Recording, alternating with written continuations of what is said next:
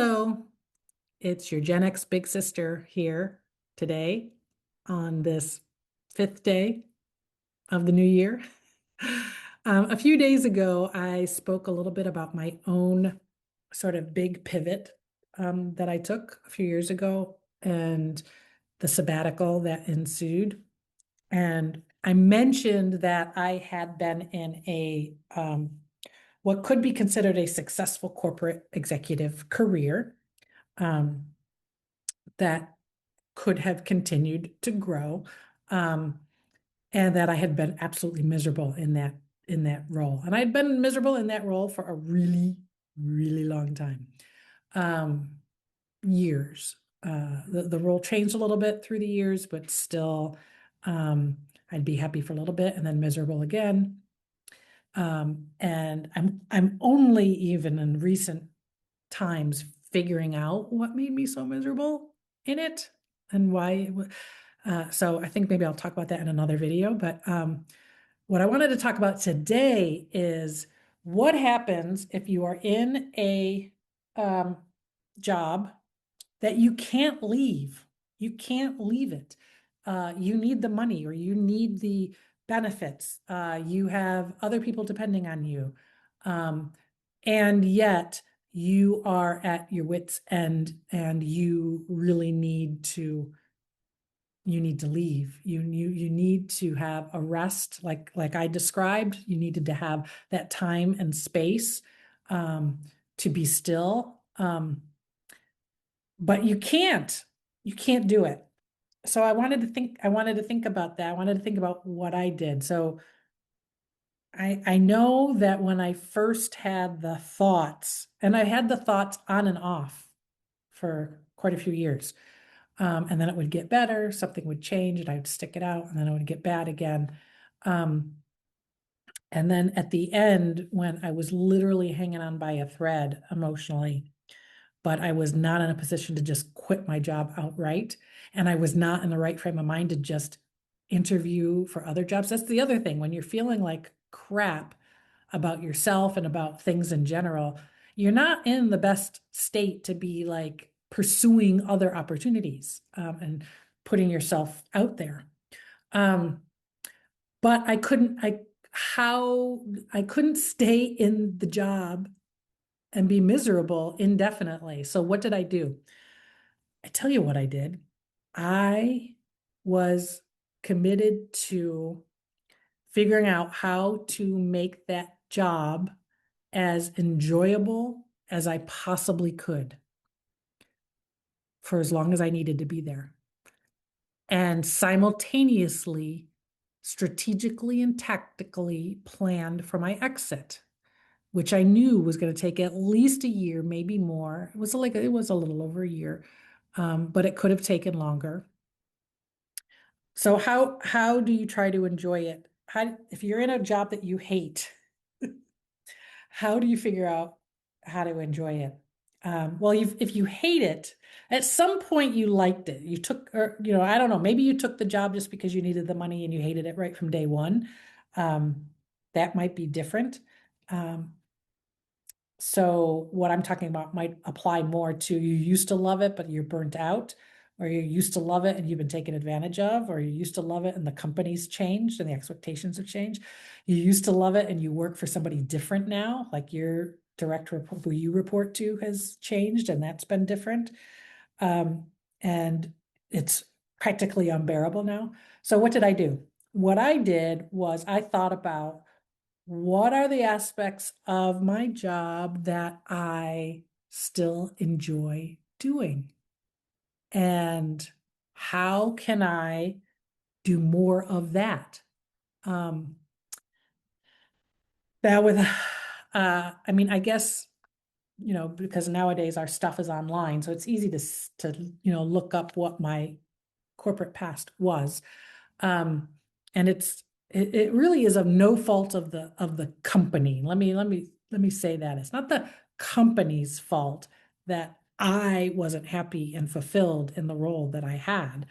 Um, uh, you know, that's all I'll say on that. But so what did I do? I looked at aspects of my job that I enjoyed doing, and I multiplied those things as much as I possibly could.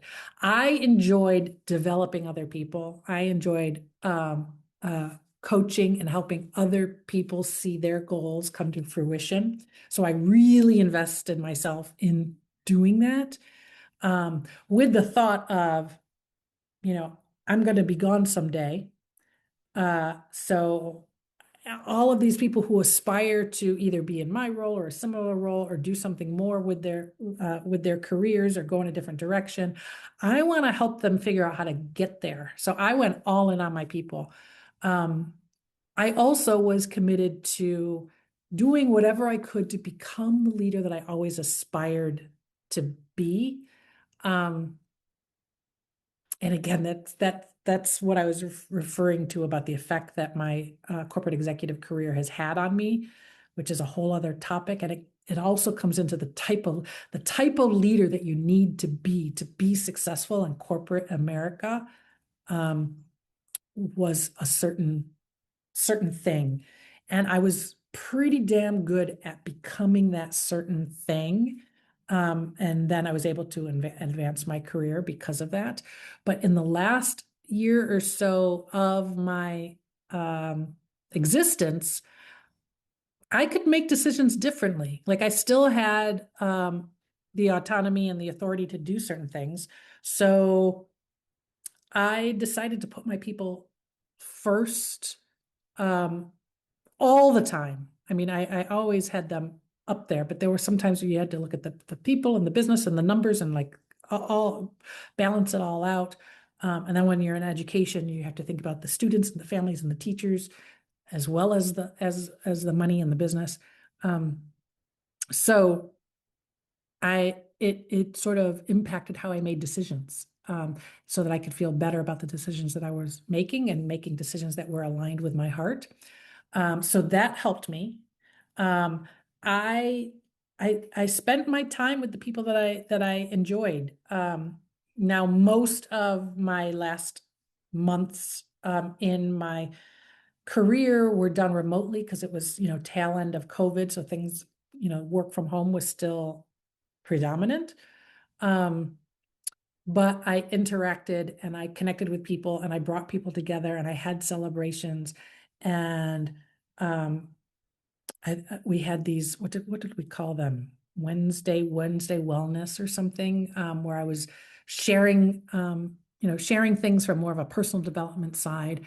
And that was important to me because I cared about my people from like the teams and everything. I cared about everybody, um, on a more holistic standpoint. So I wanted to really embrace that. Um, and I also made sure that I did a lot of self-care outside of my work hours. My particular job was not supposed to be a 24/7 kind of a thing. And it had kind of become that for me. I had to dial it back. If I was going to stay in this job and not lose my mind, I had to make it um, not only tolerable, but enjoyable. So I had to put boundaries around when I'm available, when I'm not available, how I utilize my time, still giving 100% to the job. I always did. But when I wasn't there, I needed to make sure that I was doing things that was filling me back up. A lot of self-care, time with people that I cared for, massages, getting with nature, just doing things that I enjoy doing and just exploring my spirituality, thinking about what I was going to do on my sabbatical, which was, a year or more in the future.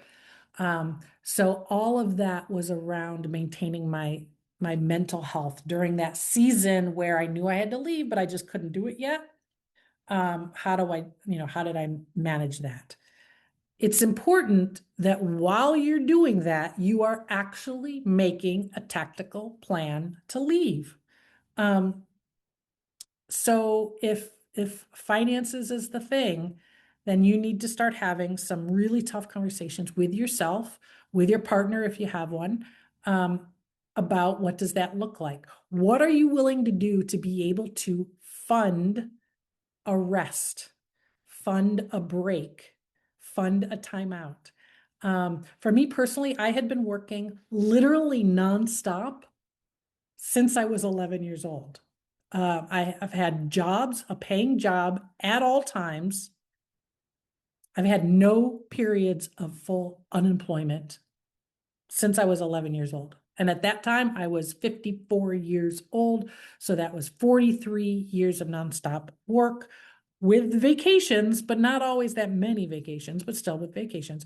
So I needed a rest.